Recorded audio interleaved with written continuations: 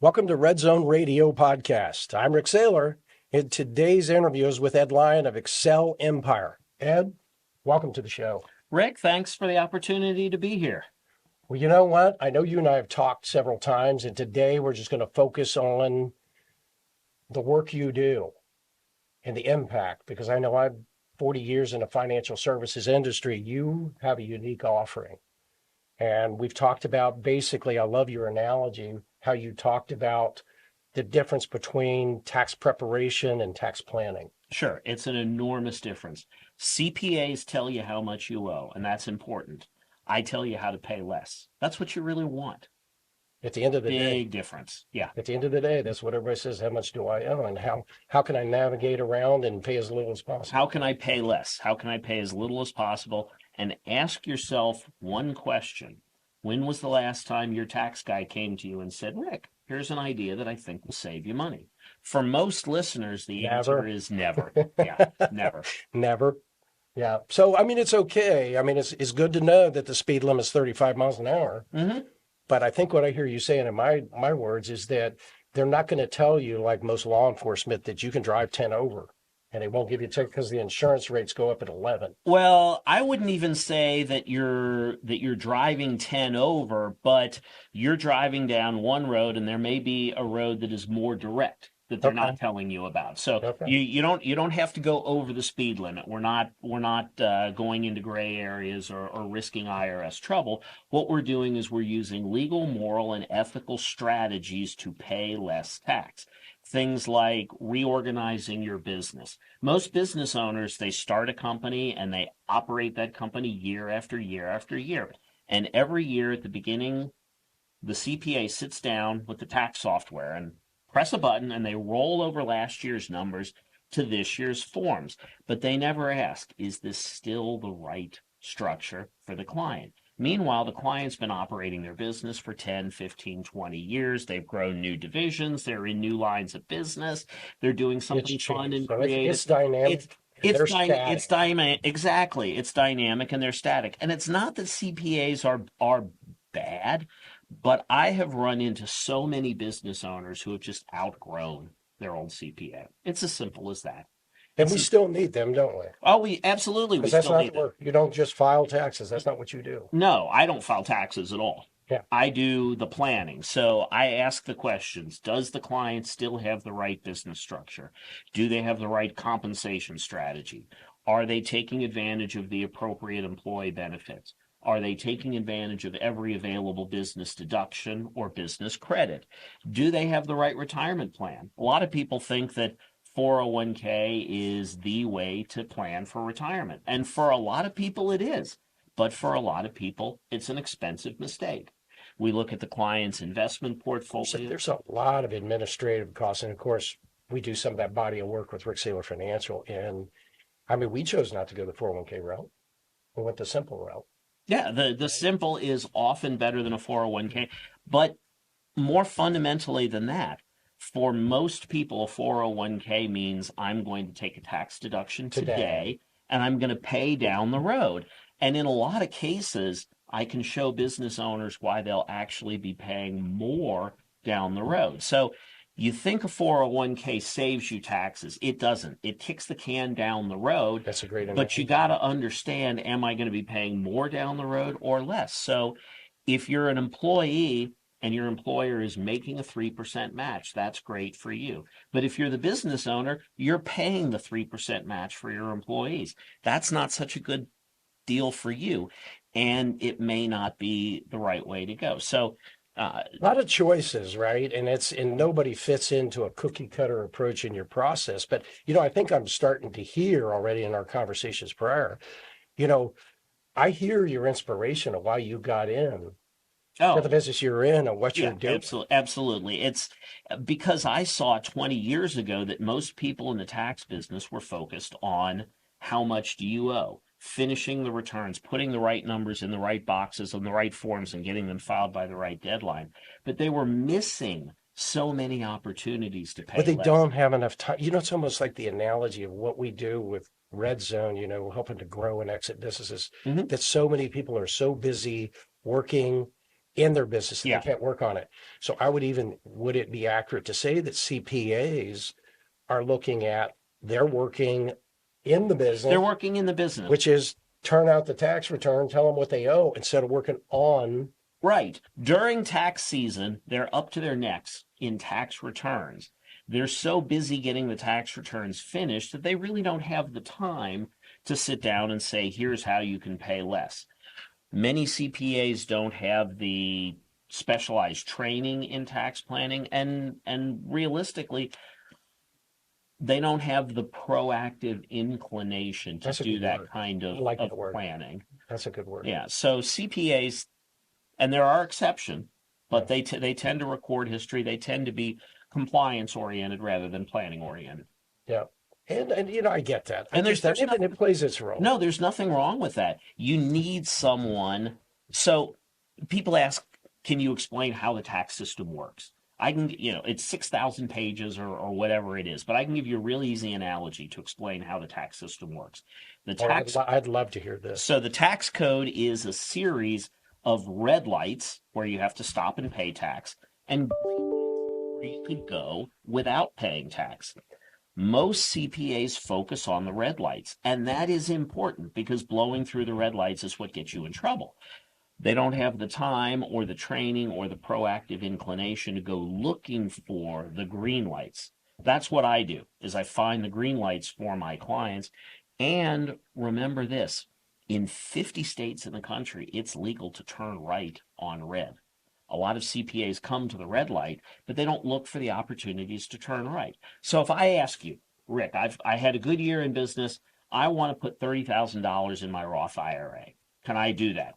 CPA is going to say, no, you can't. The Roth IRA contribution limit is way lower than that, and your income is too high.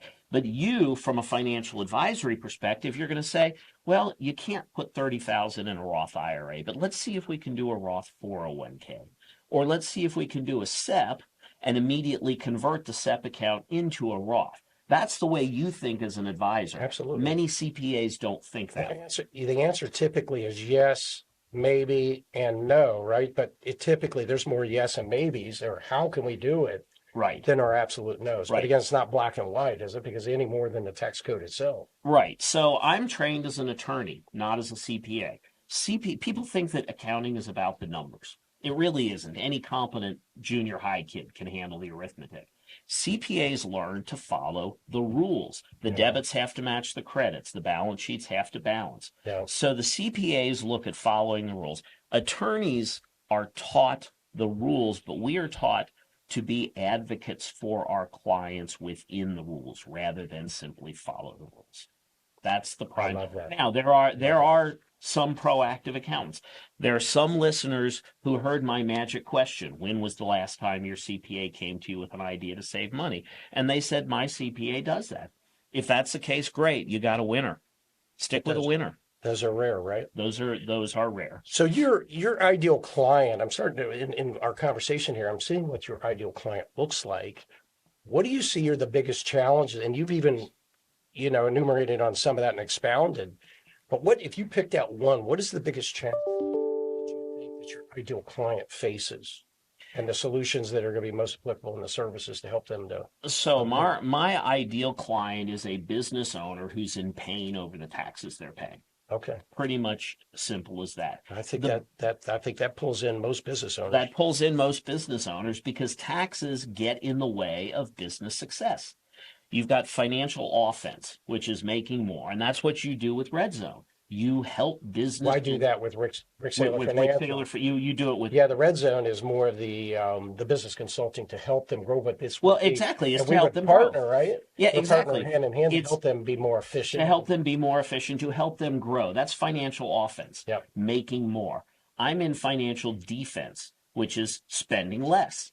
And business owners face all sorts of headwinds in their struggle to be successful. Markets, economic conditions, expenses, and taxes, for many of them, are the biggest expense. The biggest struggle that I face really is just complacency. People think to themselves, my accountant takes care of my taxes. They don't know what they don't know. They don't know what they don't know. Those are the 7 most expensive words in the English language. My accountant takes care of my taxes. Your accountant tells you how much you owe, and you may have a great relationship with your accountant. You may golf with your accountant 3 times a year. You may have drinks with your accountant after the tax return is done. But if your accountant is not looking at your overall situation, pulling up for a 30,000-foot look at your sources of income and your sources of tax and your deductions and your strategies, then your accountant can be costing you a lot of money. And I sit down with business owners all the time and I say, I've got good news and I've got bad news. The good news is I can save you $40,000 a year in tax. And the client says, that's awesome. The bad news is you've been wasting $40,000 a year on taxes you didn't have to pay. Yeah. How about that? That's taxes are not, they say it's a volunteer system if you listen to the purists, right? Well, all this, in the history. But the reality is they'll hound you the rest of your life. But yeah, tax avoidance is legal. Tax avoidance Evasion, is legal. Right? Tax what they got Al avoidance. Capone on. Exactly. That's what they got Al Capone on. But there is nothing wrong with using legal strategies to avoid paying tax. The Internal Revenue Code does not say that. I love that. So we find those legal green lights. So going back to the original analogy that you posited at the beginning of the conversation, it's not about knowing that you can drive 10 miles an hour faster. It's knowing you can either go down the city street where there's a red light at every block, or you can zip around and take the bypass road. Yeah, I love that. So if you could sum up, how do you define success in this process? Where do you, when you find a new client and you find what their dilemma is?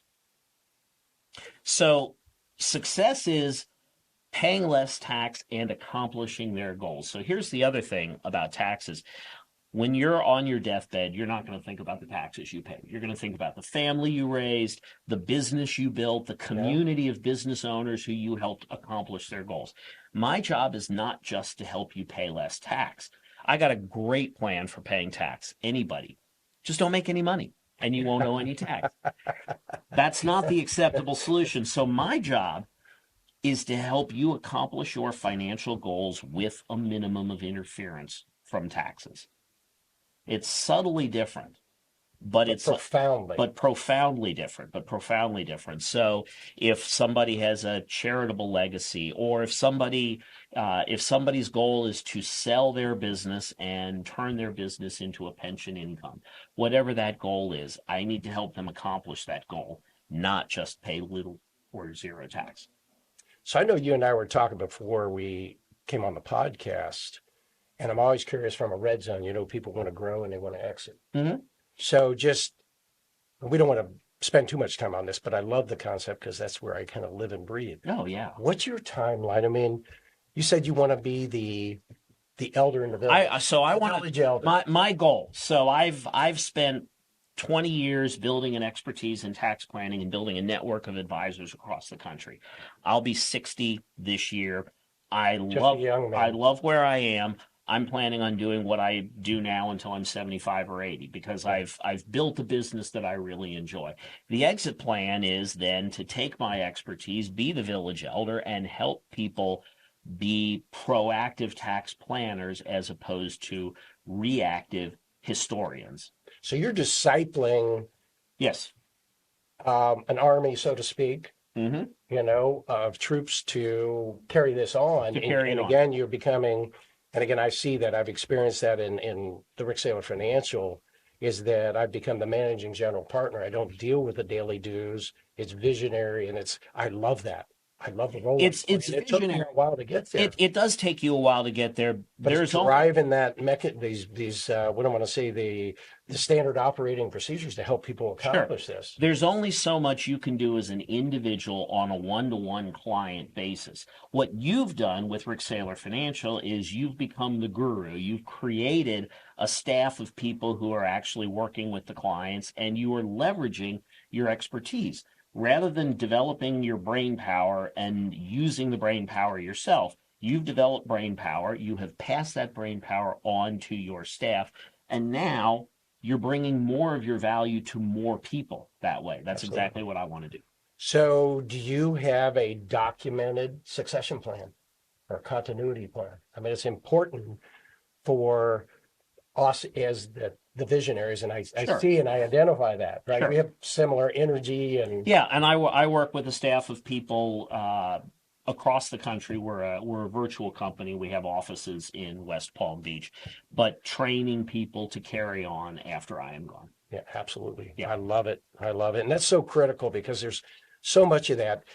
You know, I began the conversation is, do you have a continuity plan and is it up to date? Hmm. Like one of these 5 Ds, you know, death, divorce, disability, Mhm. disagreement, disaster hit. Mhm. Is your company going to open its doors tomorrow? And oftentimes the answer is, Right. oh yeah, I've got that. It's in my head. Hmm. You know, I think and if you don't have the key people and the right people in place, it's not going to happen. Yeah. Because people don't plan to fail, they fail to plan. That Right. right? Right. And it's the same thing in what you're It, talking it about. it applies with taxes. If you don't plan, if you fail to plan, you plan to fail. And By default. a plan that is in If your you head. don't plan to avoid the taxes, by Right. default, you're just going to pay. Right. You're going to volunteer. Yeah, you're going to And I volunteer. remember when I was telling you about the knowledge is power educational class, Hmm. and the tax one has always been the favorite. Yeah. And not one that I taught, but I augmented. And I'd say, okay, well, just to make sure you're in the right class, who wants to pay more taxes? Raise your hand. Out of all the public speaking I did, Hmm. you know, Yeah. thousands of times, nobody raised their hand. But if they did, they were either messing with me or they weren't listening. Right. So I say, well, if they raise their hand, I go, you're in the wrong class. That one's down the hall. here's the thing about financial services. You work with clients to solve a lot of problems and protect against a lot of disasters with things that people don't want. Nobody, disability insurance is crucial. It's important. Life insurance is Whether important. you self fund or you sell the risk off to somebody else. Nobody wants those things. But tax planning is something that everybody wants. Absolutely. And the tools are interesting, Hmm. you know, because they come in a myriad of forms and, you know, origins. But at the end of the day, it's what is it you want to accomplish and how's the best way to And get there based on the current rules. based on the current rules or how the rules are going to change. A couple weeks ago, I was in Washington, D.C. I had dinner with the chairman of the House Ways and Means Committee, which is the committee Thank you for bearing that cross. 'Cause writes that's the one I don't want. writes the taxes. And the current tax rules from the Tax Cuts and Jobs Act of 2017, they expire by law at the end of 2025. Tax rates go back up unless something happens in Washington to change that. And the chairman sitting at the table with me said that's going to be the Super Bowl of taxes. And it is. So following the rules as they change, that's important as well. Yeah, we could spend a whole lifetime talking about those. Yeah, we could. So let me ask you this, Ed. You've shared a wealth of information. I really appreciate you being on the show and coming here and sharing this because I think this is the very thing that business owners need to hear. Yeah. And not only need to hear, I know that you offer, you know, a consultation, much like we do, where you say, hey, we can't guarantee we can help anybody, but if you'll come in and we'll do an initial consultation and then we'll tell you Mm-hmm. if Yeah. we can make an impact or not. If we Right. can, we'll just pat you on the back and let you go. But otherwise, then they can engage you for services. Absolutely. So our process starts with a discovery call. It's not a sales call, and there's no charge for Yeah. the discovery call. Same thing. We want to have a conversation with you to see if there's a basis for helping you. Investing the time. The way our process works, it's the same thing as what happens when you go to the doctor. So you go to the doctor because you don't feel well. She's going to diagnose the problem. She's going to write a prescription, and somebody's going to fill the prescription. The discovery call is where we find out a little bit about you and what your goals are. And then if it looks like we can help, we will review your taxes. We will diagnose the mistakes and missed opportunities that are costing you taxes you don't have to pay. And then you'll have the choice. We'll let you know what the prescription is. We will let you know how much we can save you. We will guarantee those savings, and we'll let you know what the fee is. And when I love that. Guarantee the savings. guarantee the As you savings. told me, because I know you're going to do some work for me in full Yeah. disclosure. we're going to submit our information and go back, because you can go back 3 years. You can go back, depending on whether you own real estate in your business, you may be able to go back even further than that. Okay. So we will guarantee, and if we guarantee to save you $100,000, and we only save you 80, if we miss by 20%, we'll refund 20% of your fee. So it's a And coin. what is your ratio? I know you shared this with me. I'll let you state that. For every dollar of invested, for services, you aim to return how much? Typically, we're gonna return about 600% in the first 3 years after taxes. So Wow, that's a yeah. powerful. That's a yeah, powerful. that's if an And a no risk approach. Too. and a no risk approach. If an investment advisor offers to sell you something with a guaranteed 600% ROI in 3 years, you should take a really careful look. You know what? I think that's a pretty powerful statement. Yeah. Well, Ed, this has been a good show. And Thanks. I guess when It's I been a think real about pleasure. this, I think my entire life changed the stripes on a tiger.